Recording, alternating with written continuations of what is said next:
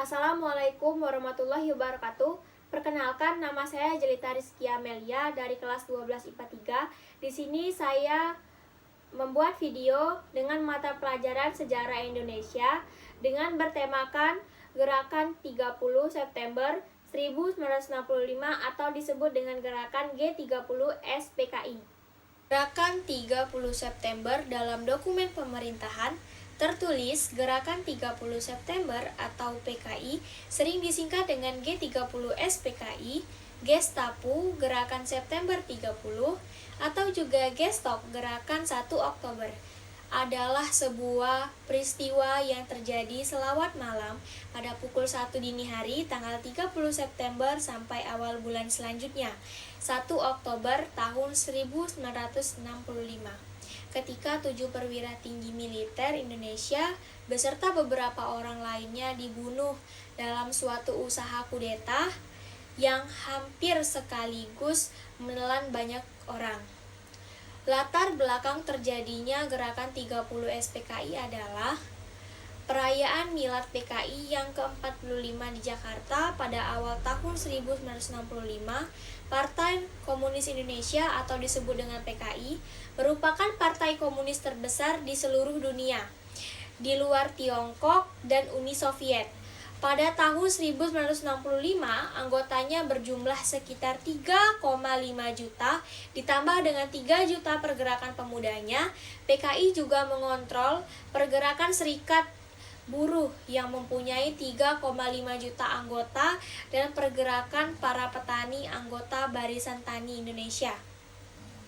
Barisan Tani Indonesia yang berjumlah 9 juta anggota, termasuk pergerakan wanita, Gerwani, organisasi penulis dan artis, serta pergerakan sarjananya. PKI mempunyai lebih dari 20 juta anggota dan pendukung. Pada bulan Juli 1959, parlemen dibubarkan. Kemudian, Soekarno menetap konstitusi di bawah dekret presiden sekali lagi dengan dukungan penuh dari PKI. Ia memperkuat tangan angkatan bersenjata dengan mengangkat para jenderal, militer, dan polisi-polisi yang penting. Soekarno juga menjalankan sistem demokrasi terpimpin. PKI menyambut dengan demokrasi terpimpin Soekarno dengan hangat dan anggapan bahwa dia mempunyai mandat untuk persekutuan konsepsi yaitu antara nasionalisme agama dan komunis yang dinamakan Nasakom. Pada area demokrasi terpimpin, kolaborasi antara kepemimpinan PKI dan kaum burjuis nasional dalam menekan pergerakan-pergerakan independen, kaum buruh dan petani gagal mengatasi masalah-masalah politis dan ekonomi yang mendesak. Pendapatan ekspor menurun, foreign reserves menurun, inflasi terus menaik, serta korupsi biktorat dan militer menjadi wabah. Angkatan kelima. Pada angkatan kelima, pada kunjungan Menlu Subandrio ke Tiongkok, Perdana Menteri Zhou Enlai menjanjikan 100.000 pucuk senjata jenis Kung. Penawaran ini gratis tanpa syarat dan kemudian dilaporkan ke Bung Karno. Tetapi belum juga menetapkan waktunya, sampai meletusnya gerakan G30 SPKI. Pada awal tahun 1965, Bung Karno atas saran dari PKI, akibat dari tawaran Perdana Menteri RRC, mempunyai ide tentang angkatan kelima, yang berdirinya sendiri terlepas dari ABRI. Akan tetapi, petinggi Angkatan Darat tidak setuju, dan hal ini lebih menimbulkan nuansa curiga-mencurigai antara militer dan PKI. Pada tahun 1963, kepemimpinan PKI makin lama makin berusaha memprovokasi bentrokan-bentrokan antara aktivis masanya dengan polisi dan militer. Pemimpin-pemimpin PKI juga menginfiltrasi polisi dan tentara dengan slogan kepentingan bersama, polisi dan rakyat. Pemimpin PKI DN Aidit mengilhami slogan untuk ketentraman umum bantu polisi di bulan Agustus 1965.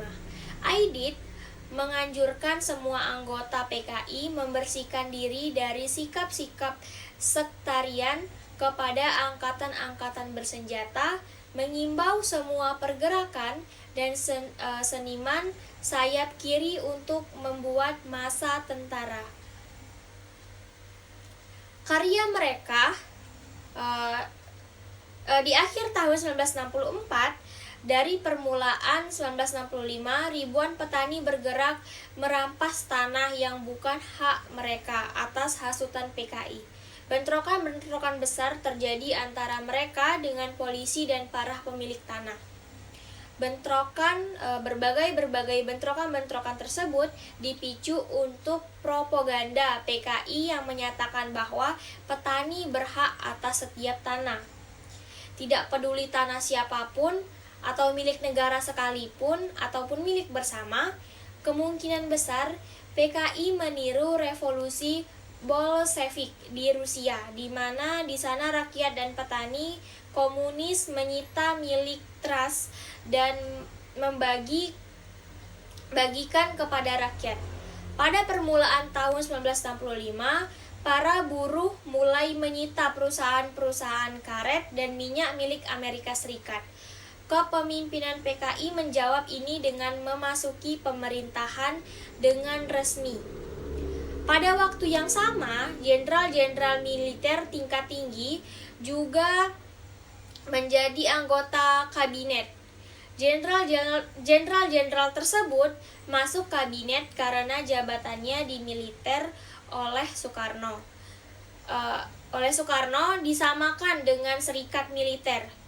Hal ini dapat dibuktikan dengan nama jabatannya, Menpangap, Mangpangdat, dan lain-lain.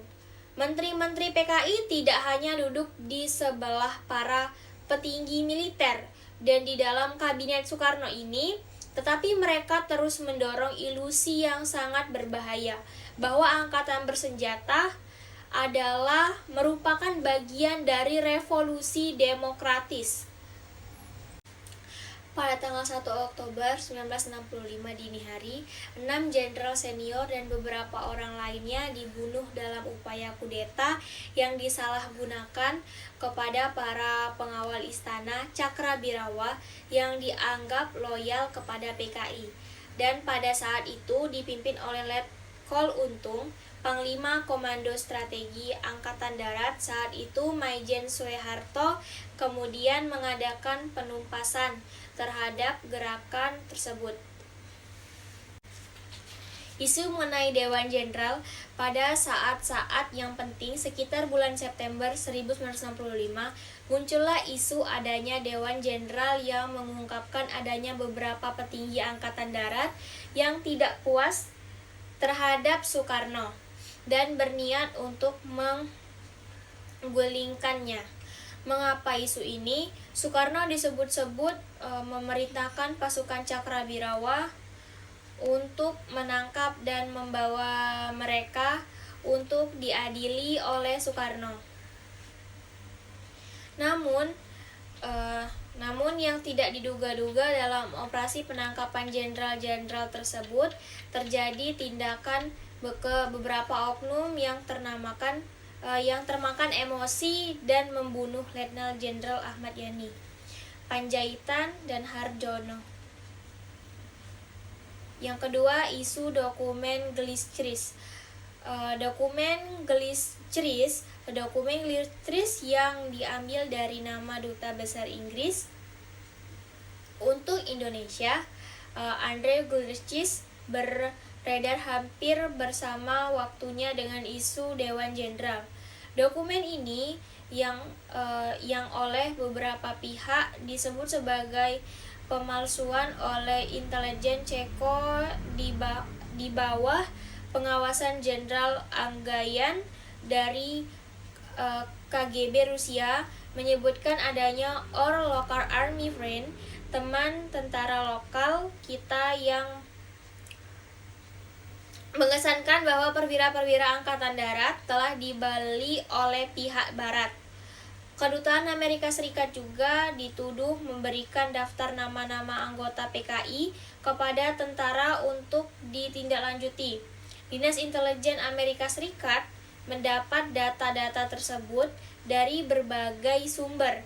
Salah satunya seperti yang ditulis oleh John Hughes, wartawan The National, yang menuliskan buku Indonesian Upheaval yang dijadikan basis skenario film The Years of Living Dangerously. Ia sering menukar data-data apa yang ia kumpulkan untuk mendapatkan fasilitas telex untuk mengirimkan berita. Yang ketiga itu ada isu keterlibatan Soeharto. Hingga saat ini tidak ada bukti keterlibatan atau peran aktif Soeharto dalam aksi penculikan tersebut. Satu-satunya bukti yang bisa dielaborasi adalah pertemuan Soeharto yang saat itu menjabat sebagai Pangkostrat, pada zaman itu Jenderal Panglima Komando Strategi Cadangan Angkatan Darat, tidak membawahi pasukan, berbeda dengan sekarang. Dengan Kolonel Abdul Latif di Rumah Sakit Angkatan Darat. Meski demikian, Soeharto merupakan pihak yang paling diuntungkan dari peristiwa ini. Banyak peneliti ilmiah yang sudah dipublikasikan di jurnal internasional mengungkapkan keterlibatan Soeharto dan CIA. Beberapa di antaranya adalah Cornell Paper, karya Benedict R. Oge, Andreas Enrath, TMCV, Cornell University, Rep. MCGH, The Indonesian Music and the CIA, Government Operating Official the USA, Department of State in RL, Hospital Village Indonesia pada tahun 1963 sampai 1965, dan masih banyak lainnya.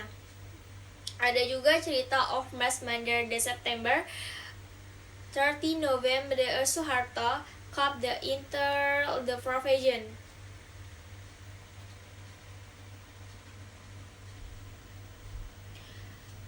Pada gerakan G30 SPKI ini terdapat beberapa korban, dan keenam pejabat tinggi yang dibunuh adalah: yang pertama adalah Letjen TNI Ahmad Yani, Menteri atau Panglima Angkatan Darat dan Kepala Staf Komando Operasi Tertinggi.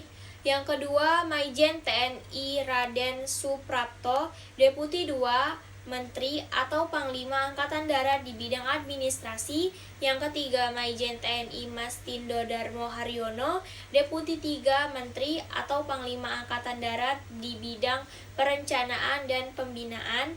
Yang keempat, Maijen TNI Siswondo Parman, Asisten 1, Menteri atau Panglima Angkatan Darat di bidang intelijensi.